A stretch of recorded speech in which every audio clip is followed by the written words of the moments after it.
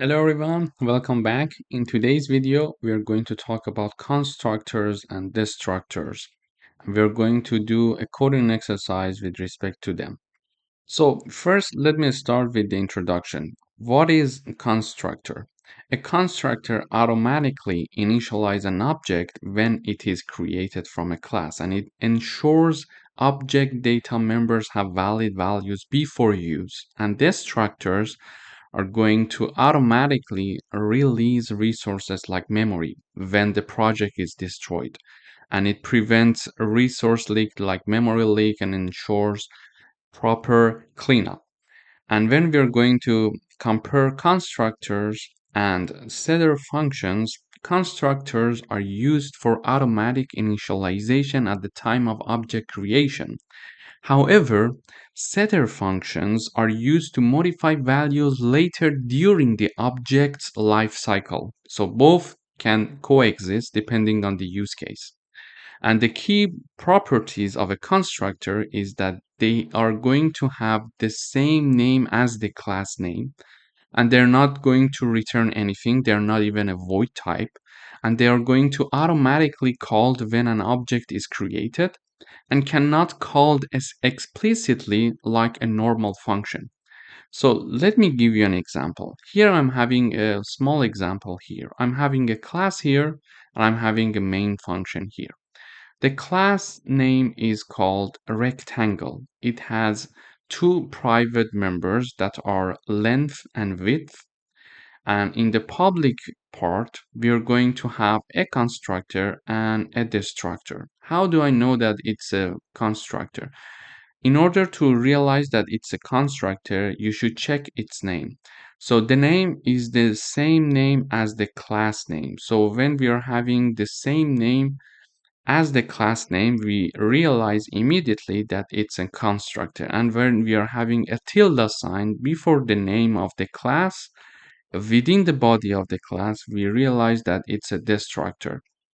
And here, basically, this constructor is getting two values. Here, it is taking two integers, and that are called L and W. And then these L and W are set to length and width respectively that are private members of this class. And finally, we are having one getArea function that is going to return the area by multiplying length and width that are set using this constructor that are accessing these two private variables. So the key properties of a constructor, they are having the same name as the class. So you see the name of the class is rectangle, the name of the constructor is rectangle, and the name of the destructor is a rectangle. But when we are having the tilde sign before the name, we realize that it's a destructor. When we don't have that sign, it's a constructor. And it no return type, not even a void. So you see that it does not have, for example, int before the rectangle name. It does not have the void before the rectangle name.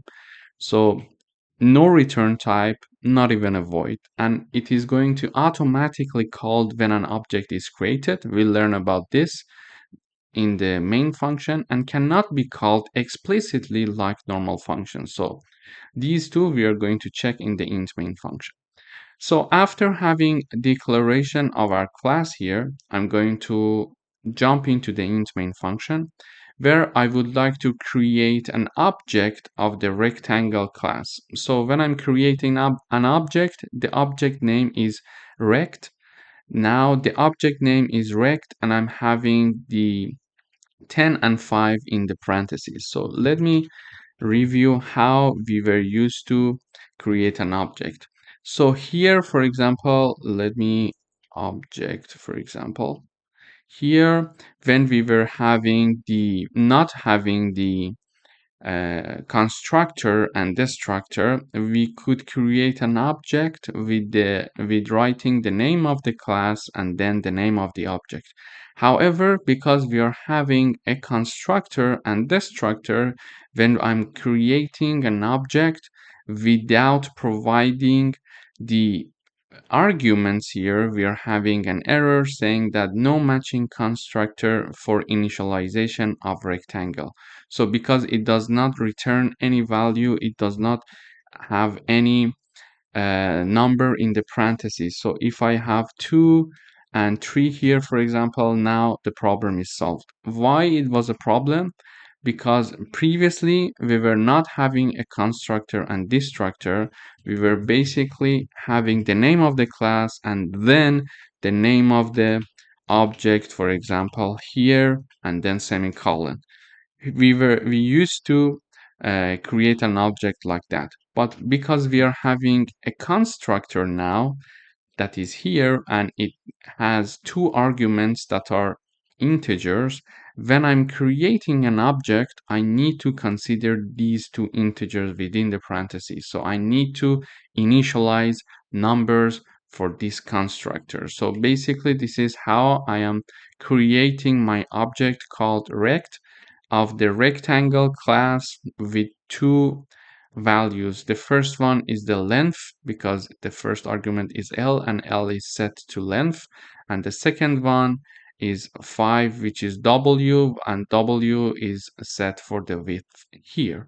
So we see that automatically called when an object is created, one of the key properties of a constructor. So it is automatically called when we are creating an object. Automatically the constructor is called and we need to pass the values we want for the initialization. And when we are creating this object and passing these 2 arguments to the constructor, this constructor is setting the initial values for these 2 private members. Okay, and when this has been done, the destructor is going to also be called automatically. When everything is done, it is going to call automatically, and I'm printing out this message for myself to the terminal saying that okay, object destroyed. Okay, so we know the flow of the program execution. And after that, we are having the cout message saying that area, and then we are having the name of our object, which is rect. Dot get area function is called. When get area function is called, it is going to multiply the length and the width that are set for these 2 private variables using our constructor. So let me run the code. So when I run the code here, we see that it calculates the area for us, which is 50 because 10 times 5 will be 50, and then shows the message saying that object destroyed. So object destroyed because the memory allocation is now released and we don't need to have any memory assigned to this class because the work with this class is finished and the program execution is finished. Then it is going to directly release the memory. So in this video, we learned about constructors and destructors. We learned that they are going to have the same name as the class name. They are not going to be of any return type, not even a void, and they are going to automatically called when an object creation is done, and we are passing the arguments for the constructors, and automatically the destructor is going to be activated when the program execution is finished with this class. And also we learned that we cannot explicitly call them like a function that we are calling here. For example, this is the line of code that we call this function, but we cannot explicitly call this constructor.